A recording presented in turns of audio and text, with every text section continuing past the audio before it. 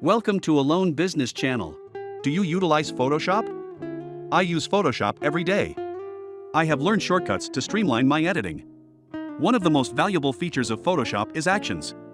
You can apply your edits with one click the next time by recording your work. We will deliver a video on creating actions in several installments, starting with this. We need to provide detailed explanations of the values being edited. This is because the actions are available for download.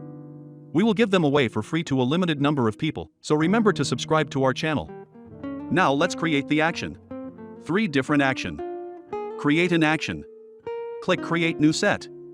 Click Create New Action. Click Record. Command plus J to duplicate. Right click. Click Convert to Smart Object. Command plus J to duplicate. Click Create New Fill. Click Black and White. Click Auto. Click Copy Layer. Click Image Adjustments Invert. Click Color Dodge. Click Filter Blur Gaussian Blur. Set it to 36. Click Layer. Click Filter Gallery. Click Sketch Graphic Pen.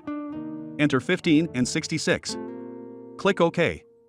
Set opacity to 20. Click Stop Playing. Delete the layer. Click Play Selection. Let's look at the action. There are multiple opacities. Delete them. Delete the layer. Click Play Selection. The action has been applied without error. Click on this icon. You can save the actions with Save Actions. Save the action. Rename the action. The loading method is Load Actions.